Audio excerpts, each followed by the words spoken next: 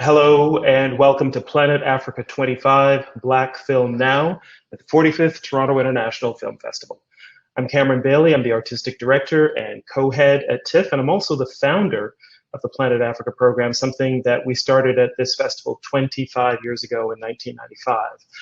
Before we begin this conversation with four of the filmmakers who have brand new films in this section, we want to talk about them within the context of what Planet Africa was about, but also their own films uniquely. Before we begin that, we want to just thank some of the people and organizations who make what we're doing at TIFF this year and all year round possible. Beginning with our lead sponsor, Bell, our major sponsors, RBC, L'Oreal Paris, and Visa, and the support we get from government as well, the City of Toronto, the Government of Ontario, and Telefilm Canada, representing our federal government here in Canada. Big thanks also to members and donors at TIFF who support us all year round and help us create a more informed, engaged, and connected world. If you're interested in becoming a member or getting more involved with TIFF, you can go online to tiff.net/join and learn more about that. In 1995, we introduced Planet Africa as a way to bring together filmmakers from across the African continent and diaspora. The idea then was to celebrate Black creativity and to engage an audience beyond borders, encouraging people to see parallels between films made by Black storytellers in Brooklyn or in London or Dakar or Port-au-Prince or many other places. Since Planet Africa began, we have seen Abderrahmane Sissako sweeps the French Academy Awards with Timbuktu. Ava DuVernay's Selma has drawn rave reviews in the US and around the world. And Steve McQueen and Barry Jenkins have won Best Picture Oscars for their films 12 Years a Slave and Moonlight. It's a different world now, we think. Today's event began with thinking through the question of if Planet Africa had existed all the way through from 1995 to now, it ran for only 10 years, but if it did still exist today, what films might we have invited? And for me, these four films and the four filmmakers we're about to meet breathe the spirit of that program. Tommy Oliver's film 40 Years a Prisoner follows Mike Africa Jr. as he works to uncover the truth behind events that sent his MOVE activist parents in Philadelphia to prison and his fight to free them. Charles Officer's thriller Achilles Escape brings spoken word artist Saul Williams back to the Planet Africa fold more than 2 decades after his starring turn in Slam. That was in Planet Africa 1998. Dieudo Hamadi's Downstream to Kinshasa tells the amazing story of survivors of a war in Congo fighting for justice from their government. And Don Porter, who directed John Lewis' Good Trouble recently, has a new film, The Way I See It, chronicling the behind-the-scenes work of White House photographer Pete Souza as he captures the historic presidency of Barack Obama. Now, before we begin, just a note about the format. For the next 30 minutes or so, I'm going to invite these filmmakers to join for a roundtable conversation, but throughout that conversation, the chat function will be open for questions from you, our audience. And you can submit questions through the chat, and those will appear in the bottom left corner. So please join me in welcoming Dieudo Hamadi, Charles Officer, Tommy Oliver, and Don Porter. Welcome. Hello. Hello. Thank you so much for being here. I'm glad to have you here, and I hope you've had a chance to speak with each other a bit as well. I want to begin by asking first about your festival experience. This is an entirely different kind of festival. If we were doing the festival in a non-pandemic year, we'd have you all here in Toronto. We probably would have had a Planet Africa party. We would have had social events to get together. You would have been responding in real time to people in the theater to your films. But what has the experience been like for you in terms of launching your films at this festival and getting that response from audiences and media and also the business that you need to do at a festival? Dawn, can I start with you? Sure. First of all, thank you so much.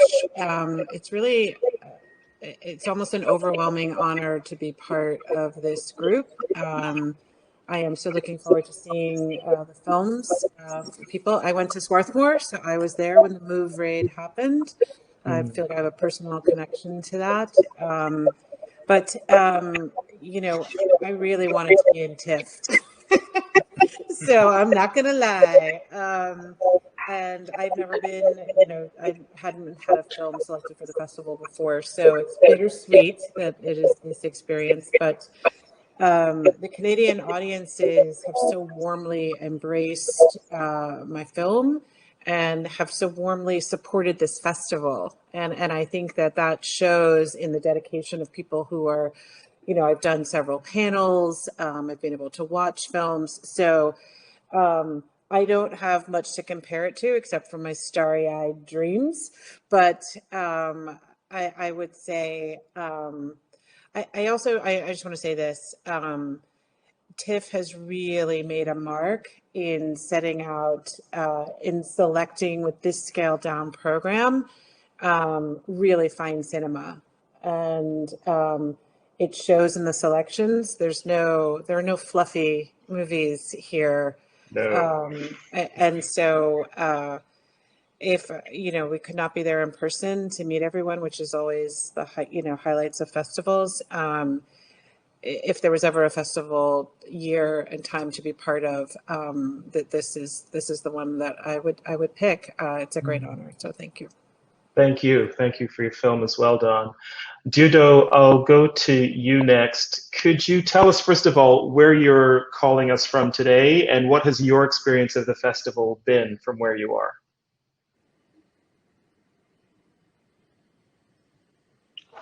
Merci pour la question. Je suis à la maison, chez moi, à Kinshasa. Et voilà, je suis très content de participer à cette expérience.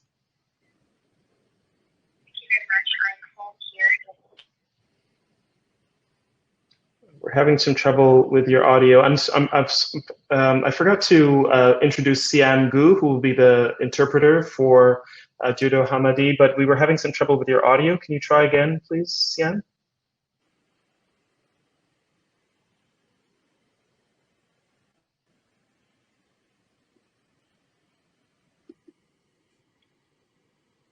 Est-ce que c'est moi qui réponds ou je réponds à la question? Asking if Sian could repeat her translation of the question, of the answer.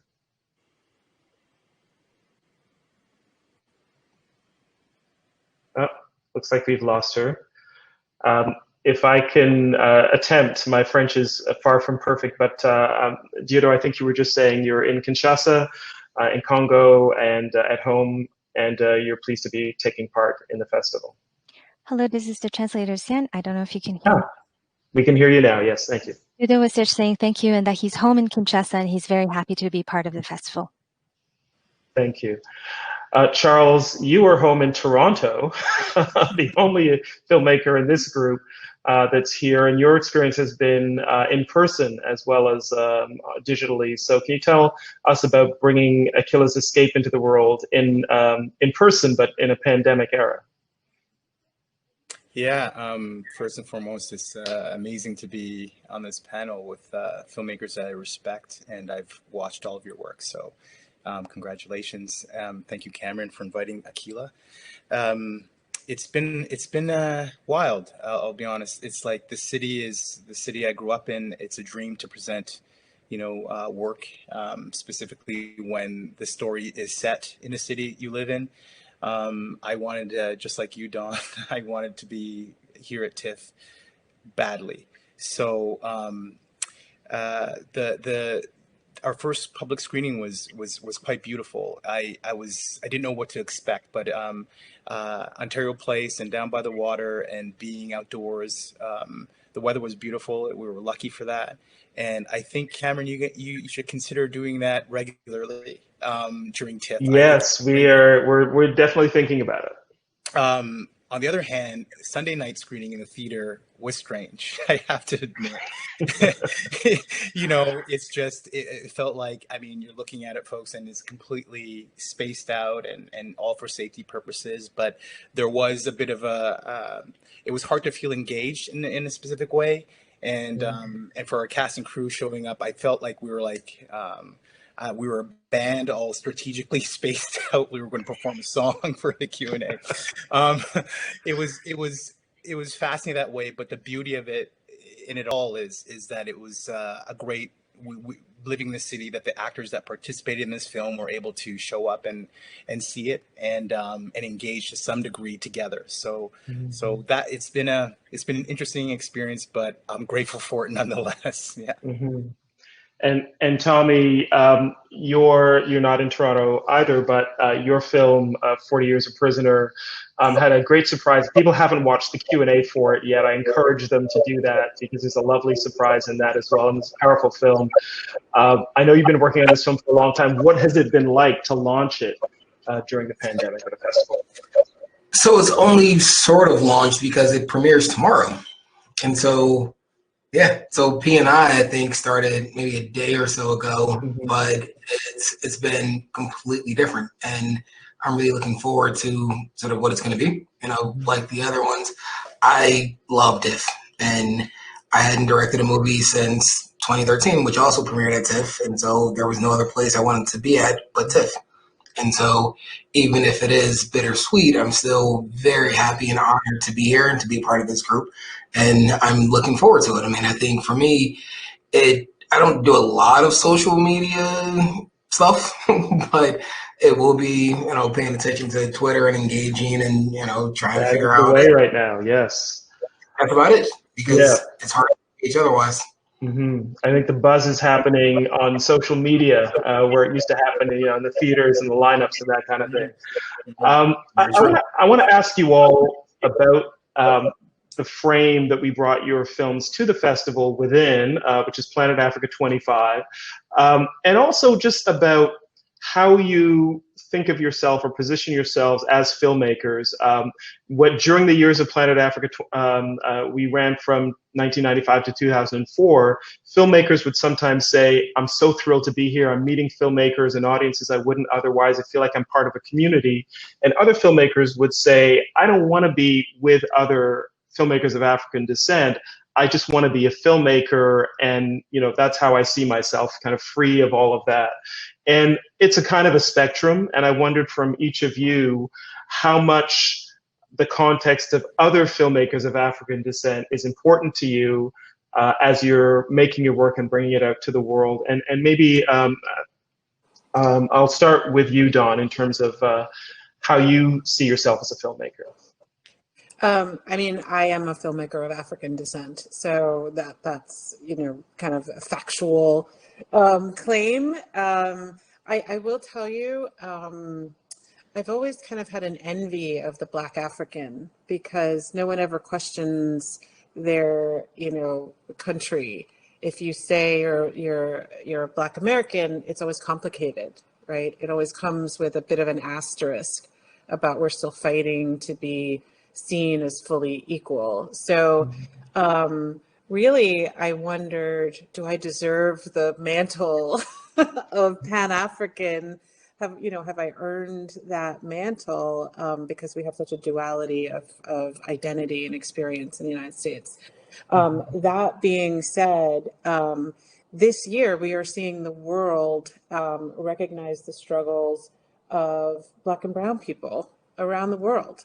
And so, you know, I'm immensely proud to say I'm a creator. This is my history. This is my heritage. It gives me strength to see these other creators. And it also identifies work that I might not see. I don't know that I would necessarily see, you know, work from the Congo. So I am just, you know, really proud to be, you know, honored this way.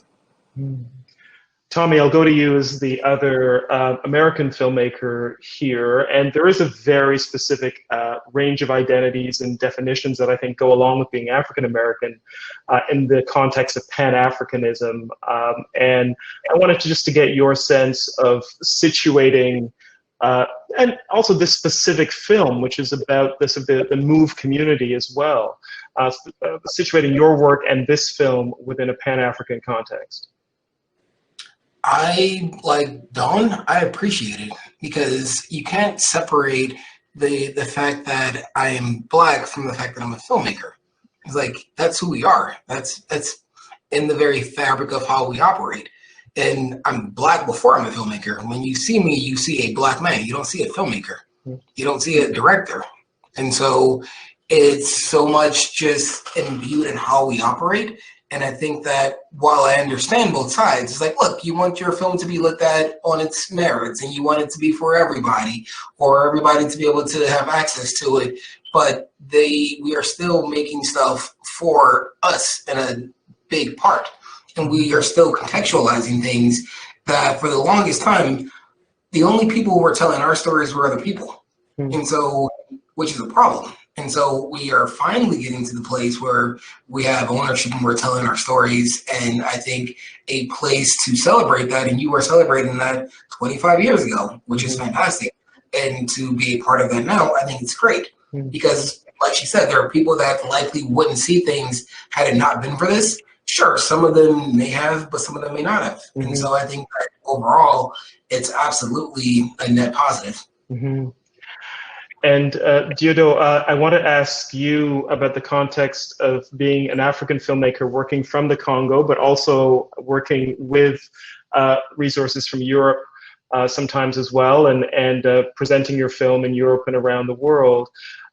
When we started Planet Africa 25 years ago, that was the era of Suleiman Cissé and Djibril Membeti were still making films. We had them. We had Ousmane Sembène come to our festival, the great filmmakers from the continent.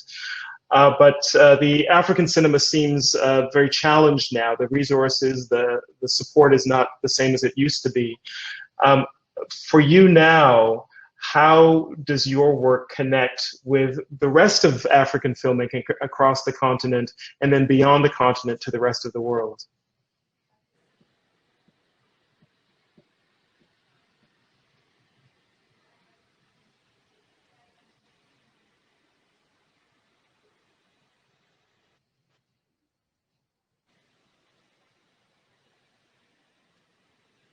I think we have you on mute, Dieudo.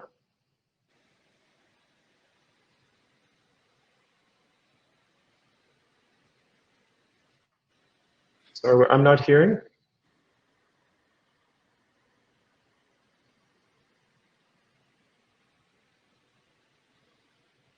All right, while we try to fix that, we can go to Charles. Charles, can you hear me? I can hear you. Can you hear me? Okay, great. Yes, I can. We'll come back to Dieudo in a moment. I just wanted to ask you, as the Canadian here, and you know, we're both very familiar with the Canadian context for people of African descent, a long history, but a complex history, also being right next to the U.S. With one of the the most significant Black cultures that's ever existed, right next door to us. As a filmmaker, and your story is actually set between the two countries as well. Can you talk a little bit about the Pan-African-ness and context of your film? Yes, absolutely. I think there's a misconception that Canadians are somehow excluded from this broad diaspora we live in, and I think that was definitely part of the mission with my film specifically, is to, we have Haitians, we have Jamaicans, we have South Africans, we have Canadians who grew up here, we have the Caribbean diaspora as well. I think connecting to Planet Africa and the importance of the program, I truly understand the conversation to have. Well, we just want to be seen as filmmakers, but we celebrate German cinema and German cinema filmmakers. We celebrate French filmmakers. I'm proud to be a part of Planet Africa, and also specifically because that's when I met Saul Williams. And he's the lead in my film. So these opportunities for us to gather and to connect, young, old, whatever stages we are in our career, or in our journeys, I think programs like Planet Africa are critical. And we're seeing right now, the conversation is kind of speaking to that without that sort of space, without that specificity, then I don't engage with films across the world that otherwise I wouldn't see. So I think it's very critical and important, and I hope Planet Africa continues. It has been instrumental in my film education. So and that's what we see for other filmmakers and other cultures that have access to filmmakers that speak to their culture. So we are making films for us, by us, and sometimes we just need to carve that space out specifically. Thank you. Looks like we still don't have Dieudo back. I hope we do get him back soon. I wanted to go back to something that I talked about in the intro in terms of just how much things have changed in the last 25 years.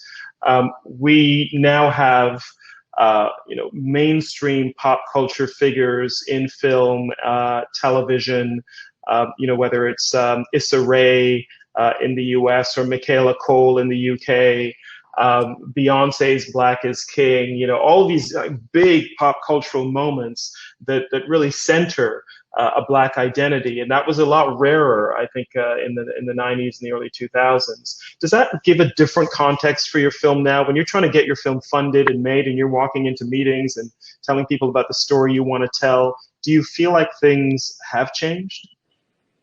And that for anybody. Go ahead. You go. After you go, brother. You go. Who wants to take this one? I think that financing and the people who have typically had the ability to say yes to a movie, they tend to follow pop culture or culture in a lot of ways because we have for the longest not been a part of those decision-making processes. And so even though don't know what that was.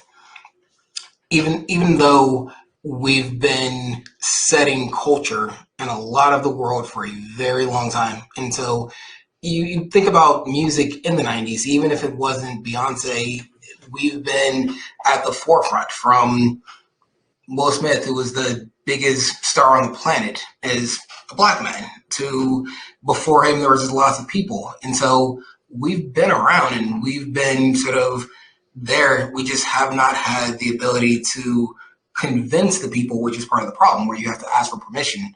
And when you have to ask for permission, it's a giant problem.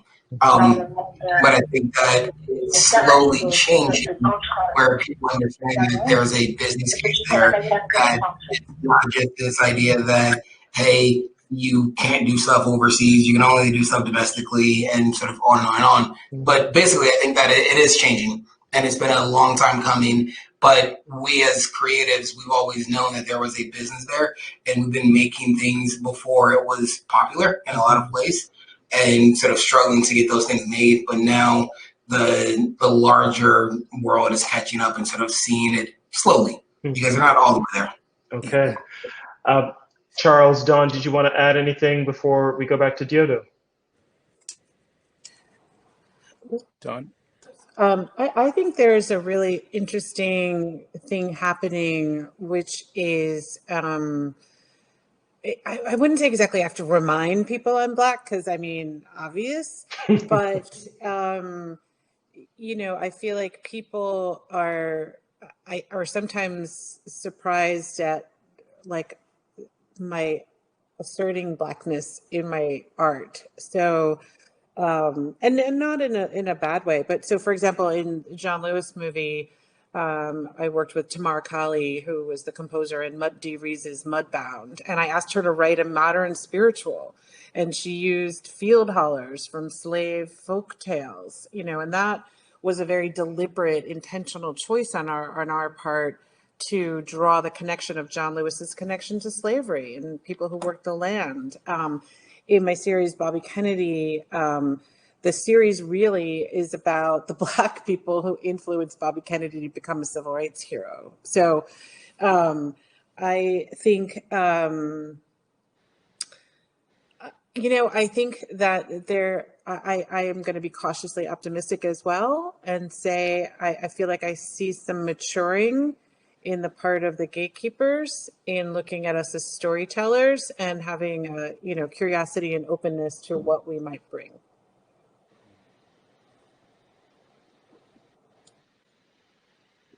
Oh, I think you're... I'm sorry, Charles, was there anything you were going to add? Yeah, I'll just quickly add that, being in Canada, and specifically I too, I have to use that phrase, cautiously optimistic. There is some awakening somewhat happening, but my question to that is, those who are awakening may not be the best leaders right now. So those positions where people look like us, can analyze our projects, can finance our projects, I think that is a real missing piece of the puzzle. And I'm looking for that change to happen specifically in Canada, and I'm hopeful that it will change. So, okay, thank you. Dieudo, I'd like to return to my question about how you think of your films now in the context of some of the great African filmmakers who have gone before. Is it harder to make films now? Is it getting easier? What is the context like in Congo? Bien. D'accord. Est-ce que vous m'entendez? Oui. Alors, ce qui est sûr, c'est que, étant que cinéaste, nous avons dû apprendre par nous-mêmes, parce que il n'y a pas eu de lien entre les cinéastes, les aînés qui ont existé avant nous, et ce que nous sommes en train de faire aujourd'hui. Il n'y a pas eu, au Congo en tout cas, des connexions entre les anciennes générations et les nouvelles générations. Et de manière plus globale, pour les cinéastes noirs à travers le monde, il n'y a pas non plus de lien avec l'Afrique qui pourrait permettre, par exemple, aux jeunes cinéastes au Congo ou en Afrique en général, de pouvoir avoir de repères solides, des gens qui peuvent copier pour pouvoir avancer dans ce qu'ils font. Thank you for the question. I would like to say, I can hear an echo.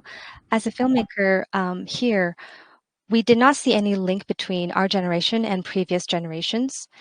We could not necessarily learn from others before us. We could not stand on the shoulders of giants, so to speak. So there's no link between past and present. And I would say overall, as a Black filmmaker, there's not many links with Africa. So for us, we're not necessarily able to have reference points, and new generations of filmmakers don't have reference points or people that they can copy and model after. Ce qui fait que d'expérience personnelle, j'ai l'impression, on a constamment l'impression d'être plus ou moins seul, surtout quand on montre nos films à travers le monde. Il y a ces sentiments d'être seul, de ne pas avoir de référents ou de repères. Et du coup, la responsabilité est double à ce moment-là, parce que venant de l'Afrique, un continent avec beaucoup de préjugés, et tant que réalisateur, jeune réalisateur, vous vous retrouvez à devoir parler pour tout un continent.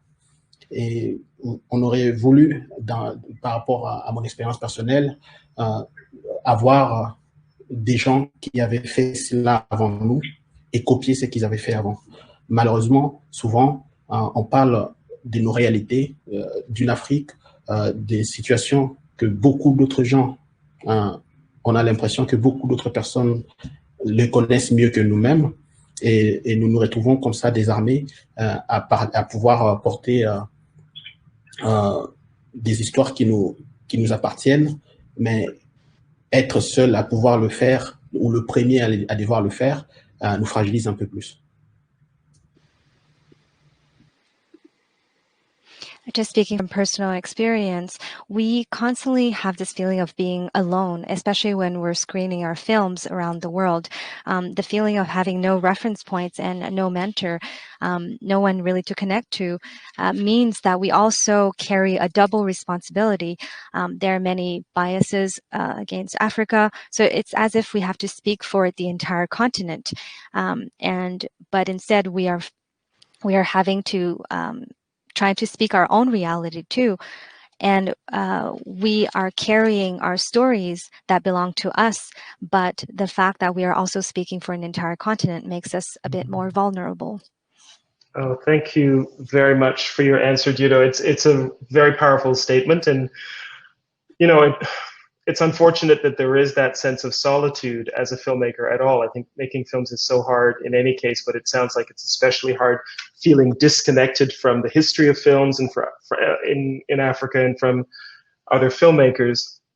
And I'm hoping that something like this, whether this continues in this form or something else, but there are more ways to bring together Black filmmakers across countries, across continents, because I think that support can be so important. And it's good for us as well, for audiences who are watching your films. We have only a few minutes left, and I do want to get to a question we have from an audience member here. It's from Alexander Schwartz, who says, why do you think that some of the greatest current movies of all time about the Black or African experience, such as Queen and Slim, and some of the greatest current shows, such as Queen Sugar, don't get seen by the majority of people from other races or ethnic groups and don't get recognition at the Oscars or the Emmys? Maybe I'll give that first to Don and Tommy, who are in the US, where those shows and those awards races are paramount. You would pick me first. You know, there is just bias. We have a multi-layered gatekeeper of quality, gatekeepers of quality. So when critics don't review, we don't have, you know, a variety of people reviewing programs. I cannot tell you how much pushback I got from reviewers for the audacity to make a film about a white man, a white rich man. And it showed, you know, reviewers said they saw nothing new. They learned nothing new in 4 hours of the only miniseries about Bobby Kennedy, where I will tell you that I know there was footage that had never been seen before. And do you know how I know that? Because I digitized it. It was in cans at ABC News. No one even knew it was there. So there is, you know, for things to break through, it takes a huge, you know, lifting of effort. And I think I especially appreciate the example of Queen Sugar, which the storytelling, the cinematography, the directing in that series is astonishing. And so, you know, there's two ways that you can go about this. You can continue to chase a club that doesn't always recognize you, or you can look for other indicia of success. And so I think, you know, for me, I try and do a combination of both of those things. Awards are great and we need them and they're part of our ecosystem, but it's not the only thing. And I take comfort in the fact that so many more people, not enough by any measure, but so many more people of color are working and are being seen by people who actually, you know, do know what they're voting for. So, you know, I wish I had a good answer for you, but I can't, because those are excellent examples of craft, creativity, and imagination. And so there is no explanation, you know, other than one that is too depressing to accept. Important to point out that it's there, though. Tommy, anything you want to add? I think a lot of it comes down to who's in the room. Can you hear me? Yeah. A lot of it comes down to who's in the room. Yeah. And it's a problem. It's a giant problem. And case in point, I was invited into the producers branch of the Academy this year. It's the only Black member invited as a producer. That's a problem. And so when you continue to have a group that looks like something other than you, or where your interests aren't considered, then why are we surprised when we don't make it through? It's a system that's doing exactly what it was designed to do. It's not broken. And so we need to change the makeup of what's going on. And there are people who are fighting that. And there are people who are doing things in places like the Academy. I laud them for the steps they've been taking. There are a lot more steps that need to be taken. Same thing with the TV Academy. And so that's part of the problem. It's not, hey, look at this thing. It's just, you should, it's just, this shit's good, but it doesn't matter. It doesn't matter if it's good if the people are only looking for what they've only looked at before. Mm-hmm. And if it doesn't fit that, then it does not matter. But we need people like us on this screen in the room to be able to advocate and to be able to tell them, no, this is good. Yeah, it's a little bit different. Yeah, it's not this thing that you said yes to for the last 40 years, but it's great. Mm-hmm. And here's why. Here are the things that you're not missing.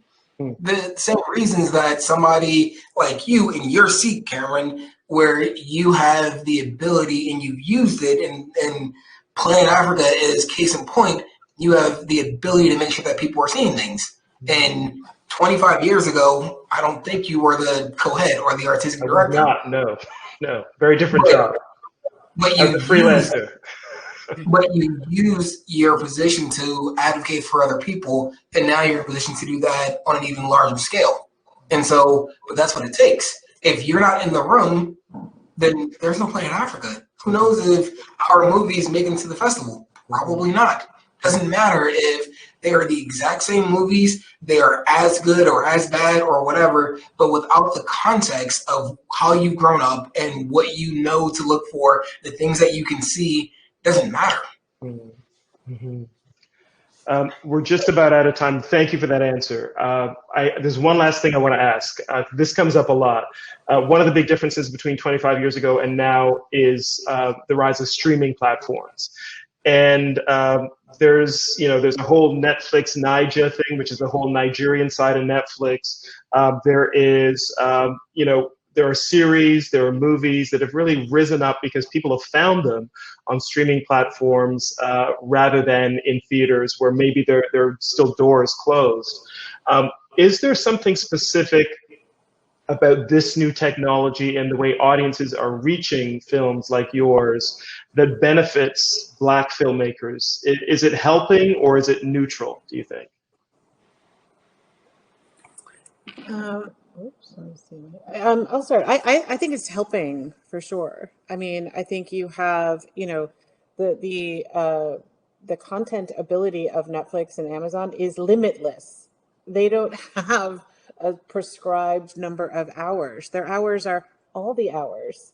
And so there's a tremendous hunger for content.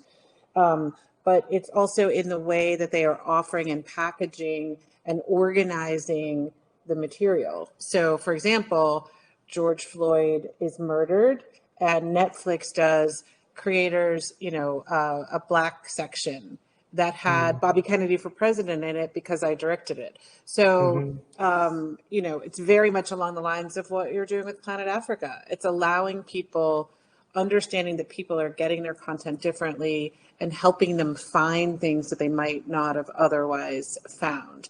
I also just think the sheer volume of good quality material that is necessary to service these streaming platforms means that you see a little bit of, loosening. You see people willing to entertain other creators and then finding gems. I mean, like Michaela Cole's, I Will Destroy You, is just like a magical creation that I think everyone wishes they were talented enough to create. Yeah.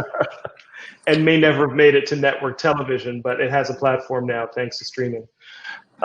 Charles, I'll just give you the last word here. In Canada, Crave is a very important streaming service for Canadian filmmakers, and there's lots of great Canadian films there.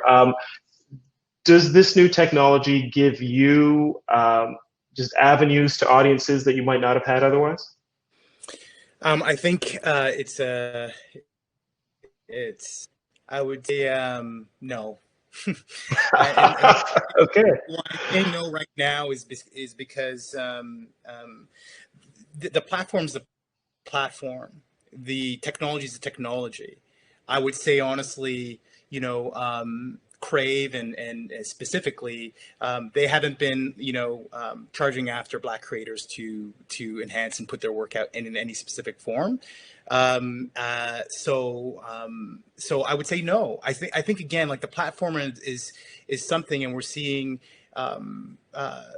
more with Netflix and international, but I think within our country, and that also speaks to the systemic conversation we're having right now about those spaces and who's programming and who's acquiring and who is greenlighting projects. And so I have a series of individuals in this country alone who want to get work on this platform, and it hasn't.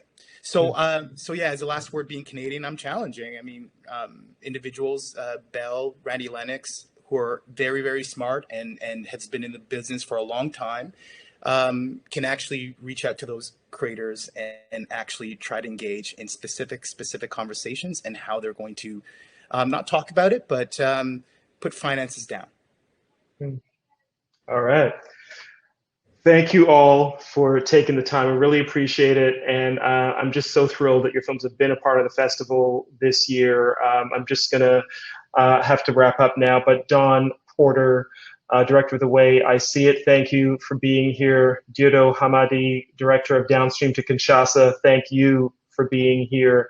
Charles Officer, Director of Achilles Escape, and Tommy Oliver, Director of 40 Years a Prisoner. And thanks also to Sian, our interpreter today. I really appreciate you all being here. Thank you for taking the time. Thanks so much, Cameron. Thanks, everyone.